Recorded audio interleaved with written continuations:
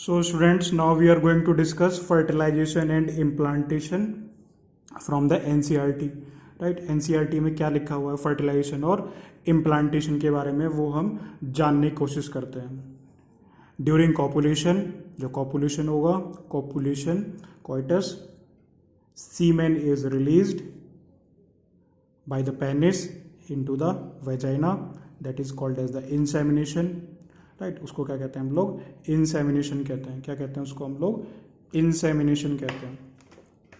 Then motile sperms swim rapidly, pass through the cervix, enter into the uterus. Right, enter कहाँ होगा? वो uterus में होगा. And finally reach junction of the isthmus and ampulla, that is ampullary isthmic junction. Clear? समझ में आया आपको? ठीक है. जो मोटाइल स्पर्म होंगे वो स्विम करेंगे रैपिडली. कहाँ से पास होंगे? वो पास थ्रू द सर्विक्स. फिर कहाँ पास हो गए? सर्विक्स से यूट्रस में गए और फाइनली कहाँ रीच हो गए? वो reach the junction of the isthmus and ampulla, that is the ampullary isthmic junction. ठीक है. लास्ट ईयर जो फर्टिलाइजेशन वाला कॉन्सेप्ट है, इसके ऊपर 5 नंबर का क्वेश्चन आया हुआ है. ठीक है. लास्ट ईयर नहीं, इसी ईयर. ठीक है. सॉरी, लास्ट ईयर ही एक 5 नंबर का क्वेश्चन पूछा गया फर्टिलाइजेशन में. ठीक है. फिर ovum released by the ovary also reach to the ampullary isthmic junction where fertilization takes place. Ovum release किससे हुआ? ओवरी से रिलीज हुआ. Also reaches the ampullary isthmic junction where the fertilization takes place, जहाँ पर fertilization हो रहा है. Fertilization can only occur if the ovum and sperms are transported simultaneously to the ampullary isthmic junction. ठीक है. तो फर्टिलाइजेशन कब पॉसिबल होगा? Fertilization can only occur if the ovum and the sperms are transported simultaneously to the ampullary isthmic junction. This is the main reason why not all copulation lead to the fertilization and pregnancy. सारे sperms तो नहीं, only एक ही sperm है जो सबसे तेज दौड़ेगा, वही पहुंचकर क्या करेगा? वो फर्टिलाइजेशन कर पाएगा. फर्टिलाइजेशन होगा तभी आगे स्टेप्स होंगे प्रेगनेंसी में. Clear? The process of fusion of a sperm with an ovum is called fertilization. ऐसा प्रोसेस जहां पर फ्यूजन हुआ किसका? स्पर्म का ओवम के साथ में, उसको क्या कहते हैं हम लोग? फर्टिलाइजेशन. क्या कहते हैं उसको हम लोग? फर्टिलाइजेशन कहते हैं. फिर during fertilization a sperms come in contact with the zona pellucida. जो फर्टिलाइजेशन होगा, जो स्पर्म किसके कांटेक्ट में आएगा? यहाँ पर किसके कांटेक्ट में आएगा? Come in contact with the zona pellucida. पिछले लेक्चर में मैंने बताया अभी इसमें. ठीक है. पिछले लेक्चर में बता रखा है आपको. A layer of the ovum and induces change in the membrane.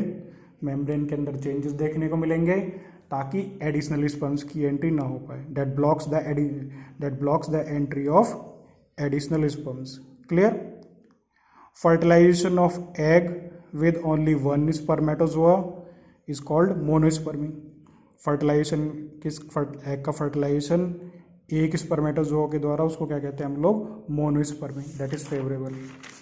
ठीक है. क्या कहते हैं उसको हम लोग? मोनोस्पर्मी कहते हैं. क्लियर हुआ? फिर कुछ फिजिकल और केमिकल चेंजेस भी हैं. Physical and chemical events that takes place in response to egg sperm binding. ठीक है. जब एग स्पर्म बाइंडिंग होगा तो कुछ फिजिकल और केमिकल इवेंट भी होंगे. First, egg becomes activated and undergoes depolarization of the membrane. ये मैंने आपको डिटेल में बता रखा है. फिर egg exhibits cortical reaction and shows zona reaction and which makes the egg impervious to any second sperm, ताकि ये एक ही स्पर्म एंट्री हो, दूसरे स्पर्म की एंट्री ना हो पाए. This is how polyspermy, the entry of more than one sperm into the ovum is prevented from taking place. ठीक है. फिर secretion of acrosome helps the sperm into the cytoplasm of the ovum through the zona pellucida and the plasma membrane. ठीक है, secretion जो हो रहा है क्या कर रहा है वो, it helps in the sperm to enter into the cytoplasm, enter हुआ of the ovum through zona pellucida and then the plasma membrane. It induces the completion of the meiotic division of the secondary oocyte। अब यहाँ पर sperm ने क्या कहा, centrioles को contribute कर दिया, सेंट्रियोल को कंट्रीब्यूट कर दिया तो माइटोटिक स्पिंडल एपरेटस बना, माइटोटिक स्पिंडल एपरेटस बना तो यहाँ पर meiotic डिवीजन कंप्लीट हो गई। The second meiotic division is also unequal, मैंने बताया था आपको जो सेकेंड meiotic डिवीजन होगी वो अनइक्वल होगी and results in the formation of second polar body, उससे सेकेंड पोलर बॉडी बनेगा एंड ए हैप्लॉइड ओवम, उससे क्या बनेगा, हैप्लॉइड ओवम भी हमें देखने को मिलेगा। Haploid nucleus of the sperms and that of an ovum fuses together to form a diploid zygote, और उससे क्या बन जाएगा, डिप्लॉइड जाइगोट बन जाएगा। क्लियर। फिर एक डायग्राम है इसमें, ठीक है, एक डायग्राम है आपका एनसीईआरटी का डायग्राम इंपॉर्टेंट, देखिए आप। Ovum surrounded by free sperms, ठीक है, free sperms, this the ovum, structure of ovum you will see sperm A B C मान लिया, ठीक है ना। तो ये सबसे पहले फ्यूज़ कर रहा है मैम, ये क्या किसके साथ में फ्यूज़ कर रहा है, ये देखिए ये क्या है, ये सेल्स है कोरोना रेडिएटा की, ठीक है, ये प्री विटेलाइन स्पेस है, ये ओवम है। तो सबसे पहले क्या फ्यूज़ कर रहा है, ये वाला स्पर्म, मान लीजिए ए स्पर्म ये है, बी स्पर्म ये है। पूछ लिया question, which of the following sperm will fuse with this ovum first, सबसे पहले कौन सा स्पर्म फ्यूज कर रहा है यहाँ पर, तो देखिए यहाँ पर ये वाला स्पर्म सबसे पहले फ्यूज कर रहा है। फिर जब एक स्पर्म की एंट्री हुई तो डीपोलराइजेशन हो गया, जब डीपोलराइजेशन हो गया तो एडिशनल स्पर्म्स की क्या होगी, एंट्री रुक गई। क्लियर, डायग्राम क्लियर हुआ आपको, ठीक है। प्री विटेलाइन स्पेस, ठीक है, pre vitelline space, this are the sperms, this is the cells of the corona radiata, this the zona pellucida. मैंने आपको सारी मेम्ब्रेन डिटेल में पिछले लेक्चर में एक्सप्लेन की हुई है, तो डायग्राम है, इंपॉर्टेंट डायग्राम है, ये आपको याद रखना है। क्लियर। फिर उसके बाद में डिटर्मिनेशन, ठीक है, determination of the sex of A baby. Female में क्या होता है, होमोगेमेटिक होते हैं, एक्स क्रोमोसोम्स होते हैं, ठीक है, फिर एक्स क्रोमोसोम होते हैं। फिर मेल में क्या होता है, एक्स वाई क्रोमोसोम होते हैं, कौन से होते हैं, एक्स वाई क्रोमोसोम होते हैं। फिर क्या होगा इसमें, और क्या है, देखो एक्स एक्स, ठीक है, एक्स क्रोमोसोम, ठीक है, एक्स क्रोमोसोम हुआ इसमें, और फीमेल में क्या है, ये हेट्रोगेमेटिक एक्स वाई है, ठीक। तो ये एक ही तरह गैमेट बना रहे हैं, फीमेल का एक्स क्रोमोसोम मेल के एक्स क्रोमोसोम के साथ यूज़ करेगा, फीमेल का फॉर्मेशन है, फीमेल का एक्स क्रोमोसोम मेल के वाई क्रोमोसोम के साथ यूज़ करेगा तो मेल है। तो 50% प्रोबेबिलिटी है, 50% क्या प्रोबेबिलिटी है। फिर इसके अलावा क्या है यहाँ पर, अभी तक हमने पढ़ा कि फर्टिलाइजेशन के बारे में पढ़ा, अभी इम्प्लांटेशन का टॉपिक हमने डिस्कस नहीं करा है, ठीक है। तो फर्टिलाइजेशन के बारे में हमने देखा। अब सिग्निफिकेंस क्या हो सकती है, what would be the significance of fertilization, ठीक है, क्या सिग्निफिकेंस होगी, it will restore the chromosome number, ठीक, क्रोमोसोम नंबर को रिस्टोर करना, डिप्लॉयड बनाना। Centriole given by the sperm to the ovum, जो सेंट्रियोल होगा वो कौन कंट्रीब्यूट करेगा, वो स्पर्म करेगा ओवम को, ताकि सेल डिवीजन कंप्लीट हो जाए। और इसके अलावा और किस में मदद कर रहा है यहाँ पर, सेक्स डिटर्मिनेशन में, किस में मदद कर रहा है वो यहाँ पर, सेक्स डिटर्मिनेशन में। क्लियर हो गया, ठीक है। तो यहाँ पर हमने ये चीज़ जानी, जो कॉपुलेशन होगा, सीमेन रिलीज हुआ पेनिस से विजाइना में गया, उसके रिटर्न में आ गया इंसेमिनेशन। जो मोटाइल स्पर्म्स हैं वो स्विम करेंगे रैपिडली, पास किससे करेंगे, वो सर्विक्स से, और कहाँ पहुँच गए, वो यूट्रस में, और फाइनली एम्पुलरी स्टमक जंक्शन में फ्यूज़ कर गए। ओवम रिलीज हुआ ओवरी के द्वारा, और रीच कहाँ पर गया, वो एम्पुलरी स्टमक जंक्शन में गया। Fertilization can only occur if ovum and sperms are transported simultaneously, लगातार साइमल्टेनियसली क्या होना चाहिए, उनका ट्रांसपोर्ट होना चाहिए। This the reason why not all copulation leads to fertilization and pregnancy. फिर the process of fusion of sperm and with an ovum is called fertilize, को fertilization कहते हैं। जब फर्टिलाइजेशन होगा, स्पर्म किसके कांटेक्ट में आएगा, यहाँ पर जोना पेलुसिडा के कांटेक्ट में आएगा, zona pellucida of the ovum, and induces change in the membrane के अंदर चेंज कर देगा, ताकि एडिशनल स्पर्म्स की एंट्री ना हो। याद रखना इंपॉर्टेंट है।